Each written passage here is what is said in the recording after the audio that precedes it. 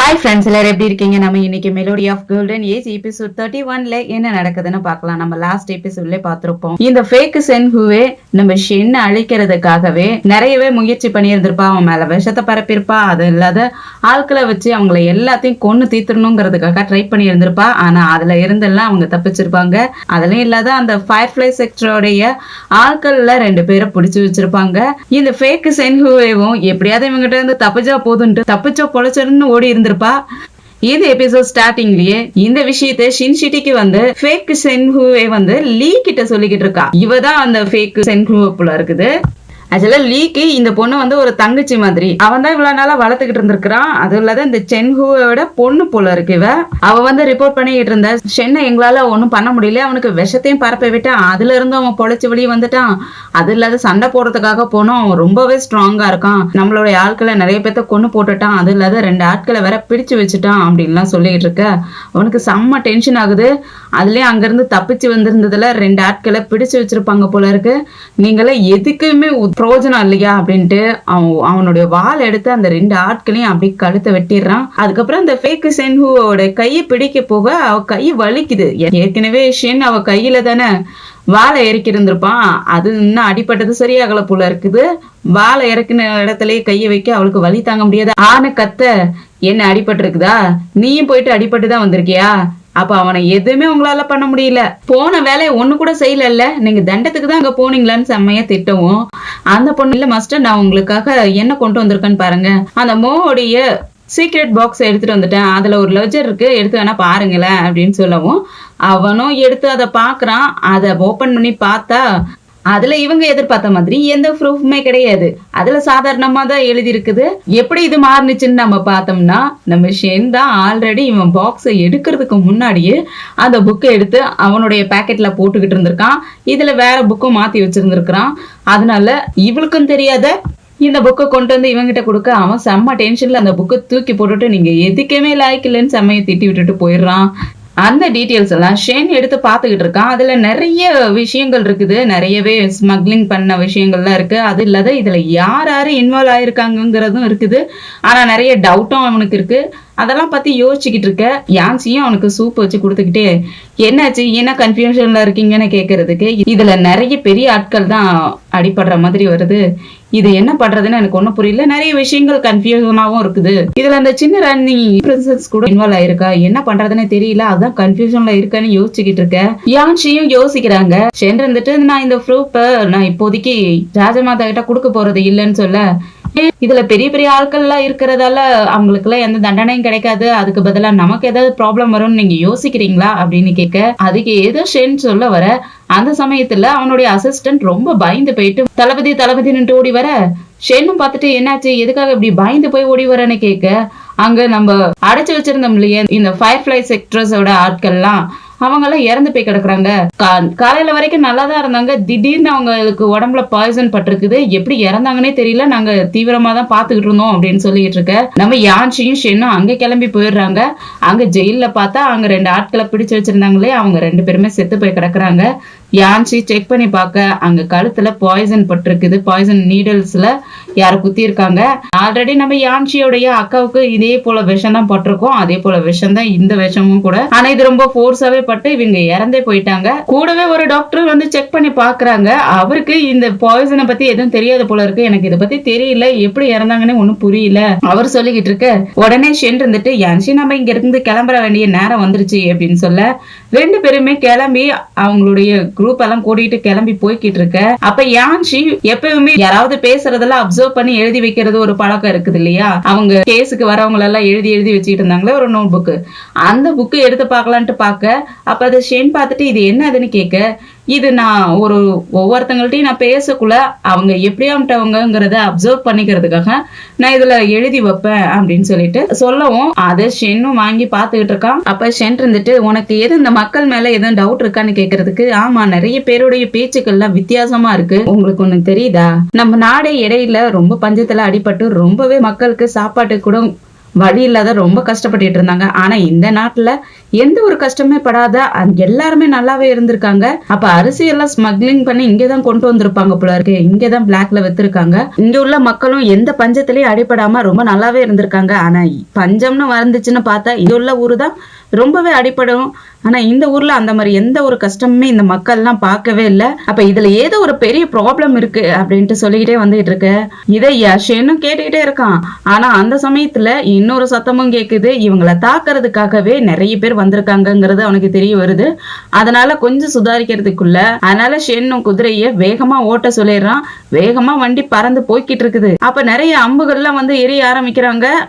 ஷென்னுடைய ஆட்களும் அதெல்லாம் சமாளிச்சுக்கிட்டு இருக்காங்க. ஷென்னும் வெளியே வந்துடுறான். வெளியே வந்து எல்லாருக்கிட்டையும் சண்டை போட ஆரம்பிக்க அதுல இன்னும் தூரத்துல இருந்து மலை மேல இருந்தெல்லாம் அம்ப விட்டுக்கிட்டே இருக்காங்களா. அதனால தள்ளி போயிட்டு அவங்களையும் அங்க இருந்து சண்டை போட்டு அவங்களையும் வீழ்த்திட்டு வர்றதுக்குள்ள கொஞ்சம் பேரு நம்ம யான்ஷி மேல தாக்குறதுக்காக வந்துகிட்டு இருக்காங்க. அவங்களையும் ஷென் வந்து அடிச்சு போட்டுட்டு உள்ள போலான்னு பார்க்கக்குள்ள யான்ஷி சமய பயந்து போயிருக்காங்க இல்லையா.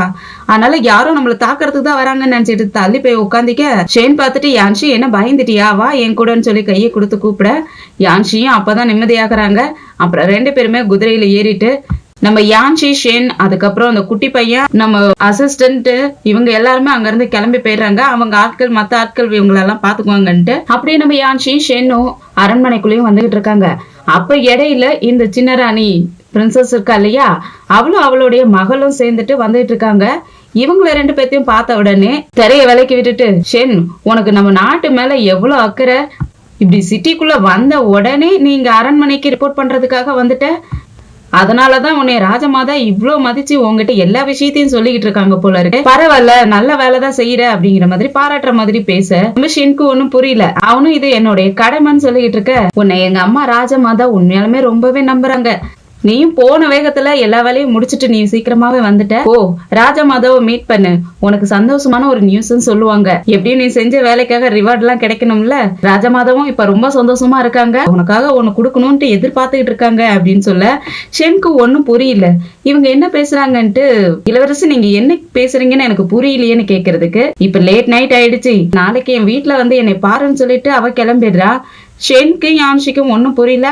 யோசிச்சுக்கிட்டே அரண்மனைக்குள்ளேயும் போயிடுறாங்க. ராஜமாதாவும் மீட் பண்ணி ரிப்போர்ட் பண்ணவும் ஆரம்பிக்கிறாங்க. அங்க உள்ள அரக்க கூட்டத்தை எல்லாத்தையுமே நாங்க பிடிச்சிட்டோம், அவங்களை எல்லாத்தையும் கொன்னாச்சு, அவங்க யாருமே இப்ப உயிரோட கிடையாது, அந்த ஊரே இப்ப சுத்தமா இருக்கு அப்படின்ட்டுலாம் சொல்லி எல்லா விஷயத்தையும் சொல்ல ராஜமாதாவுக்கும் ரொம்ப ஹாப்பி ஆயிடுது. பரவாயில்லையே நீங்க போன வேலையை சீக்கிரமா முடிச்சிட்டீங்க, நிறைய கஷ்டப்பட்டிருக்கீங்க, ஆனா நல்ல வேலையை எல்லாத்தையும் முடிச்சிட்டீங்க அப்படின்னு சொல்லிட்டு இருக்க. அப்படின்ட்டு சரி உனக்கு என்ன ரிவார்டு கொடுக்கறதுன்னு தெரியல, ஆனா ரிவார்டு கண்டிப்பா கொடுத்தாகணும் அப்படிங்கிற மாதிரி பேச நம்ம ஷென்னுடைய ஃப்ரெண்டு ராஜமாதாவுடைய அசிஸ்டன்ட் இருக்கா இல்லையா, அந்த பொண்ணு சொல்றா ராஜமாதா நீங்க ஆல்ரெடி நம்ம ஷென் ஃபர்ஸ்ட் கிரேட்ல தான் ஒர்க் பண்ணிக்கிட்டு இருக்கான், இதுக்கு மேலே நம்ம என்ன ரிவார்டு கொடுக்கறது அப்படின்ட்டு கேட்க அப்ப இன்னொருத்த நம்ம ஹன்னுடைய அண்ணா இருக்கான் இல்லையா, அவன் வந்துட்டு ஷென்க்கு இதுக்கு மேல ரிவார்ட் எல்லாம் கொடுக்கவே முடியாது போல இருக்கு, இதுக்கு மேல போறதுக்கு ஒண்ணுமே இல்ல போல இருக்கே அப்படின்ட்டு ஒரு மாதிரி பேச ராஜமாதா பாக்குறாங்க. வாய மூடுறியா, என்ன பேசுற, அவன் நம்ம ஆளுங்கிறதாலும் நம்மள தப்பா நினைக்க மாட்டான், ஆனா நீ பேசின பேச்சுக்கு வேற ஒருத்தவங்களா இருந்தா என்ன நினைப்பாங்க அப்படின்ட்டு அவனை வாய முடி வைக்க அவனும் மன்னிச்சிருங்கன்னுட்டு மன்னிப்பு கேட்டுட்டு இருக்கான். அதுக்கப்புறமும் ராஜமாதாவும் சரி உனக்கு என்ன கொடுக்கறதுன்னு எனக்கு தெரியல, உனக்கு என்ன வேணுமோ கேளு நான் தரேன்னு சொல்லி கேக்குறதுக்கு ஷென் இருந்துட்டு இல்ல எனக்கு எந்த ரிவார்டுமே வேணாம் ராஜமாதா, நான் என்னுடைய கடமையை தான் செஞ்சேன், நீங்க என்னுடைய வைஃப்க்கு தான் நீங்க ரிவார்டு கொடுக்கணும், அவ இல்லைன்னா இந்த வேலையை நாங்க இவ்வளவு சீக்கிரத்துல எங்களால முடிச்சிருக்கவே முடியாது, அவ எனக்கு நிறையவே ஹெல்ப் பண்ணா, நீங்க அவளுக்கு ரிவார்டு கொடுங்க அப்படின்னு சொல்ல ராஜமாதாவுக்கு ரொம்ப ஹாப்பி ஆயிடுது. ரொம்ப சந்தோஷப்பட்டுக்கிட்டே பரவாயில்லையே நீங்க வெளியூருக்கு ட்ரிப்புக்கு போனாலும் போனீங்க, இன்னும் நல்லா க்ளோஸ் ஆயிட்டீங்க போல இருக்க, ஒருத்தருக்கு ஒருத்தர் விட்டு கொடுக்காம பேசுற மாதிரி இருக்கு, எனக்கு ரொம்ப சந்தோஷமா இருக்குன்னு சொல்ல நம்ம யான்ஷியும் ஷென்னும் எங்களை ஆசீர்வாதம் பண்ணுங்க ராஜமாதான்னு சொல்ல ராஜமாதாவும் என்னுடைய ஆசீர்வாதம் எப்பவுமே உங்களுக்கு இருக்கும், எழுந்திரிங்கன்னு சொல்லிட்டு ஷென் நீ சொன்ன மாதிரியே உன் வைஃப்க்கு ஏதாவது ரிவார்டு கொடுத்தே ஆகணும்ல, நான் அவளை 6th கிரேட் மினிஸ்டரா ஆக்கிடலாம்னு நினைக்கிறேன், அவ உனக்காகவும் நிறைய ஹெல்ப் பண்ணிருக்கா எனக்காகவும் நிறைய ஹெல்ப் பண்ணிருக்கா, அவளுக்கு 6th கிரேட் மினிஸ்ட்ரி போஸ்ட் தான் கரெக்டா இருக்கும் அப்படின்ட்டு இன்னமும் கொஞ்சம் கிஃப்ட்ஸ் எல்லாம் கொடுக்குறேன்னு சொல்ல 2 பேருமே நன்றி சொல்லிக்கிட்டு இருக்காங்க. அதுக்கப்புறம் ராஜமாதா இருந்துட்டு நீங்க போன இடத்துல ஷென் உனக்கு ரொம்பவே அடிபட்டுருச்சு, நீ உயிருக்கு போராடிக்கிட்டு இருந்ததெல்லாம் கேள்விப்பட்டேன், நீ அதனால நம்ம ராஜ வைத்தியர்கிட்ட போயிட்டு நீ உன்னுடைய உடம்ப செக் பண்ணிக்கி, உன் உடம்புல எந்த பாய்சனும் இல்லைங்கிறத கன்ஃபார்ம் பண்ணிக்கி அப்படின்னு சொல்லி அனுப்பிவிட அவங்க 2 பேருமே நன்றி சொல்லிட்டு கிளம்பிடுறாங்க. அதுக்கப்புறம் நம்ம ஷென்னும் அவனுடைய ஆபீஸ் ரூமுக்கு நம்ம யான்ஷியை கூட்டிட்டு வர யான்ஷி கொஞ்சம் டல்லாவே வந்துட்டு இருப்பாங்க. ஷென்னு பார்த்துட்டு என்ன எதுக்காக டல்லா வந்துட்டு இருக்கிற, உனக்கு தான் இப்ப ரிவார்ட் எல்லாம் கிடைச்சிருக்கு, அதுவும் 6th கிரேட் மினிஸ்டரும் ஆயிட்ட, நான் உனக்கு என்ன கங்க்ராச்சுலேஷனே சொல்லலையேன்ட்டு கங்க்ராச்சுலேட்டும் பண்ண. யான்ஷிக்கும் ஹாப்பி ஆயிடுது. உடனே யான்ஷி இருந்துட்டு இல்ல எனக்கு ஒரு யோசனையாவே இருக்கு, நீங்க ராஜமாதா கிட்ட எந்த ஒரு கிஃப்ட்டுமே எனக்கு வேண்டாம், ரிவார்டு எனக்கு எதுவுமே தேவையில்லைன்னு சொல்லிட்டீங்க, எனக்காக மட்டும்தான் நீங்க ரிவார்டு கேட்டீங்க, அதுவும் ராஜமாதா எனக்காக ரிவார்டு கொடுத்தாங்க, ஆனா அவங்க முகத்துல எந்த ஒரு ஹாப்பினஸுமே தெரியல, அது ஏதோ ஃபேக்கா இருக்கிற மாதிரி இருக்கு. இடையில இந்த ஜாங்கோ ஏதோ சொல்ல வந்தாரு, எனக்கு என்னவோ நீங்க இன்னும் மேல மேல வளர்ந்துகிட்டே போறது அவங்களுக்கு எல்லாம் பிடிக்கலையோன்னு தோணுது, ஏதோ ஒரு காரணத்துக்காக அவங்களுக்கு கொஞ்சம் அப்செட்டா இருக்கிற மாதிரி தோணுது அப்படின்ட்டு யான்சி சொல்ல, அதெல்லாம் நீ யோசிக்காத, அது அப்புறமா பாத்துக்கலாம், இப்ப நீ என்னோட வைஃபா என் கூட வரியான்னு சொல்லிட்டு கையை நீட்ட யான்ஷியும் கையை பிடிச்சுக்கிறாங்க. ரெண்டு பேருமே அவங்க அப்பாவோடைய நினைவு பலகை வச்சிருக்கிற இடத்துக்கும் கூட்டிட்டு போறான். அங்க போன உடனே அவங்க அப்பாவுடைய நினைவு பலகை, அதுக்கப்புறம் அவங்க அப்பாவுடைய பொருட்கள் எல்லாமே அங்க இருக்குமா, அதுல பாக்குற நம்ம யான்ஷிக்கும் ரொம்ப இமோஷனலா இருக்கு. ஏன்னா அவங்க சின்ன பிள்ளையில அதெல்லாம் பார்த்தது, அவர் கூட இருந்திருக்கோம், அதெல்லாம் பார்க்க அவங்களுக்கே ரொம்ப இமோஷனலா இருக்கு. எல்லாமே எங்க அப்பாவுடைய பொருட்களாவே நான் இங்க வச்சிருக்கேன், எங்க அப்பாவோட நினைவா இதை நான் வச்சிருக்கேன். எங்க அப்பா இறந்ததுக்கு அப்புறம் எங்க அம்மாவுக்கு ரொம்பவே உடம்பு சரியில்லாத போயிடுச்சு. அந்த நிலையில எங்க அம்மா எங்க அப்பாவை பத்தி தப்பா ரிப்போர்ட் எழுத சொல்லியிருந்தாங்க, அதனால நானும் எழுதி கோர்ட்ல கொடுத்துட்டேன். ஆனா எங்க அப்பா உண்மையாலுமே ரொம்ப நல்லவர் தெரியுமா, அவர் எந்த தப்புமே பண்ண கிடையாது, அவர் மேல வீணா பழிய போட்டு எங்க அப்பாவை கெட்டவர் ஆக்கிட்டாங்க. எங்க அப்பா மாதிரி ஒரு நல்லவரை பார்க்க முடியுமா, ஆனா எங்க அப்பா கெட்டவர்ன்ட்டு நானே எழுதி போட்டிருக்கேன்னா பாரு, என்ன பண்றதுன்னு எனக்கு தெரியல, எங்க அப்பாவோட பேரை நான் எப்படி சரி பண்ண போறேன், என்ன பண்ண போறேன்னு தெரியல, இவ்வளவு நாள் ஆயிடுச்சு, இன்னமும் எனக்கு எந்த ஒரு க்ளூவும் கிடைக்கல, இப்ப எங்க ஃபேமிலியோட நேமே கெட்டு போயிடுச்சு, ஆனாலும் எங்க அப்பாவோட பேரை எப்படியாவது நான் காப்பாத்தியானோ, எங்க ஃபேமிலியோட நேமை திரும்ப கொண்டுட்டு வரணுங்கிறதுக்காக நான் எவ்வளவோ ட்ரை பண்ணிக்கிட்டு இருக்கேன். அதனால எனக்கு ரொம்பவே ப்ரெஷர் கூட ஆகுது. அதனாலே சில சமயம் நான் ரொம்ப அரகண்டாவும் ஆயிடுறேன். எங்க அப்பாவுடைய நேமை எப்படி சரி பண்ண போறேன்னு தெரியல யான்சின்னு சொல்லிக்கிட்டே அவனுக்கு கண்ணுல இருந்து தண்ணியா கொட்டிட்டு இருக்கு. யான்சியும் பாக்குறாங்க, நீங்க எதுக்கும் கவலைப்படாதீங்க, நீங்க மட்டும் இதுக்காக கஷ்டப்பட போறது இல்ல, நானும் உங்க கூட சேர்ந்து வேலை செய்ய போறேன். நான் ஏற்கனவே அவர்கிட்ட தான் படிச்சுக்கிட்டு இருந்தேன், உங்களுக்கே தெரியும், அது இல்லாத நான் உங்ககிட்ட ஏற்கனவே சொல்லியிருக்கேன், என்னுடைய மாஸ்டரோட நேமை சரி பண்றதுக்காக நானும் உனக்கு ஹெல்ப் பண்ணுவேன்னு சொல்லியிருக்கேன். கண்டிப்பா நம்ம ரெண்டு பேருமே சேர்ந்து உங்க அப்பாவுடைய நேமை கிளியர் பண்ணலாம்.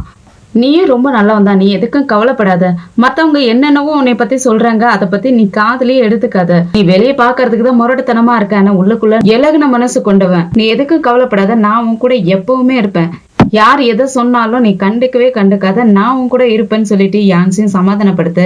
ஷென்க்கு அழகையே தாங்க முடியல, அழுதுகிட்டு எமோஷனலா நின்னுட்டு இருக்க யான்சியும் சென்தோ, ஷென் ஃபேமிலியில இறந்து போன அத்தனை பேருமே இன்னசென்ஸ்ன்னு நம்ம ரெண்டு பேருமே சேர்ந்து நிரூபிக்கலாம், நீ கவலைப்படாத அப்படின்னு சொல்லிட்டு யான்சி ஷென்னை கட்டி பிடிச்சிட்டு அழுதுகிட்டு இருக்க. ஷென்னும் யான்சியை கட்டி பிடிச்சிட்டு அழுதுகிட்டு இருக்கான். அப்படியே ரெண்டு பேரும் வீட்டுக்கும் வந்துட்டு இருக்காங்க. ஷென்னுடைய குதிரை சத்தம் கேட்ட உடனே அங்கிள் உள்ள இருந்து வெளியே வந்துடுறாரு. ஷென்னு கீழே இறங்கிட்டு யான்சியை நீ கீழே இறங்காத, நான் உன்னை தூக்கிட்டு போறேன்ட்டு யான்சியை கீழே இறங்க விடாம அப்படியே தூக்கிட்டு போயிட்டு பெட்லயே உட்கார வைக்க யான்சியும் அமைதியா ஷென்னையே பாத்துட்டு இருக்க. சரி ரொம்ப லேட் ஆயிடுச்சு, நம்ம தூங்கணும்ல அப்படின்னு சொல்ல, ஆமா நான் போய் தூங்க போறேன்ட்டு யான்சியும் அங்க இருந்து கிளம்ப போக, யான்சி எங்க போகாதாங்க, இல்ல நான் தூங்கணும், லேட் ஆயிடுச்சுலங்க, அதெல்லாம் அப்புறம் பாத்துக்கலாம், நம்ம ரெண்டு பேரும் ஹஸ்பண்ட் ஒய்ஃபா ஒண்ணு பண்ண வேண்டியது இருக்கு அப்படின்னு சொல்லிட்டு, யான்சி நீயே நானும் எப்பவுமே பிரியக்கூடாது, இனிமேல் உன் வாயில இருந்து உனக்கு எனக்கு டிவோர்ஸ்ங்கிற வார்த்தையே வரக்கூடாது அப்படின்னு சொல்லிட்டு ஷென் யான்சியை கிஸ் பண்ண, யான்சியும் ஷென்னை கிஸ் பண்ண ஆரம்பிச்சிடுறாங்க. அப்படியே ரெண்டு பேருமே ரொமான்ஸ் பண்ணவும் ஆரம்பிச்சிடுறாங்க.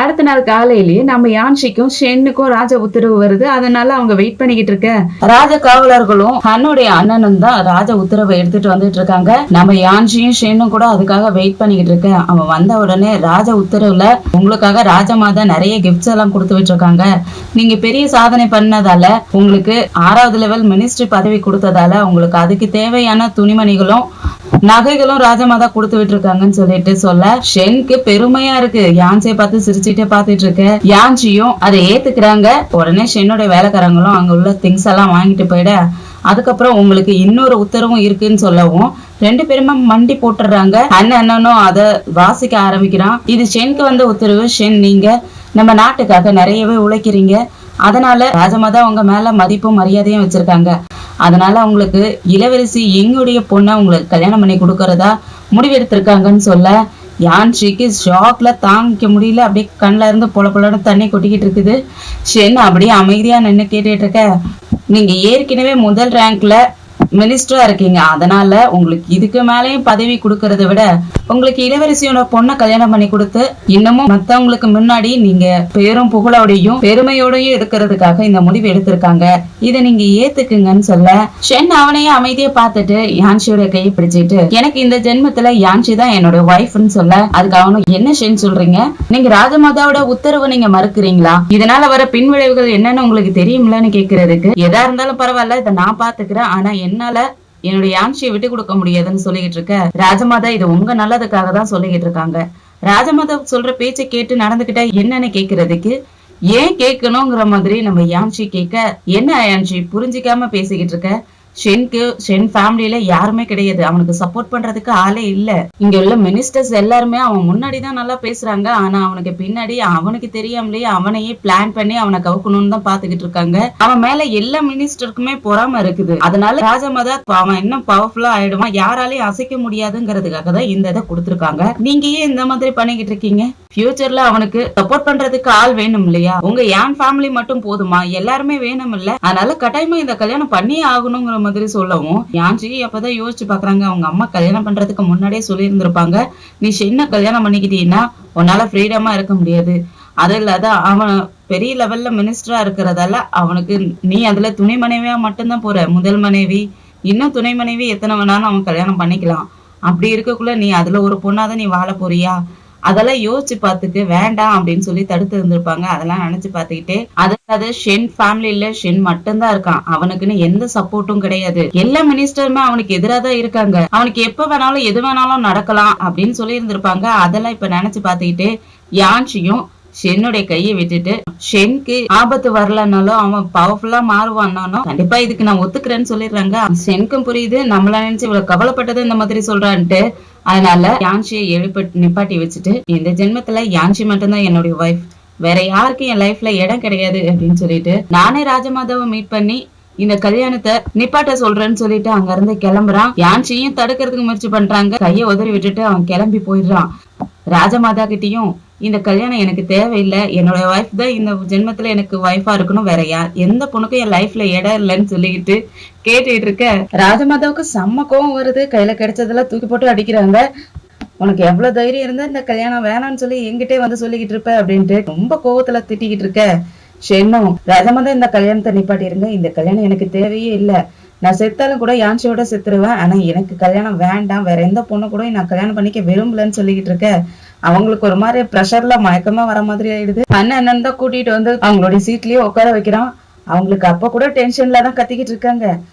உன் மனசுல நீ என்ன நினைச்சுக்கிட்டு இருக்க, உனக்கு எவ்வளவு ஆபத்து நெருங்கிட்டு இருக்குன்னு தெரியுமா, உன்னை காப்பாத்துறதுக்காக தான் நான் இதெல்லாம் பண்ணிட்டு இருக்கேன், ஆனா நீ அதெல்லாம் புரிஞ்சிக்க மாட்டியா அப்படின்ட்டு அவங்க சத்தம் போட்டுட்டு இருக்க.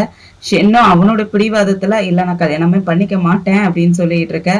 அந்த சமயத்துல அசிஸ்டன்ட் பொண்ணு ஒடியந்துடுறா.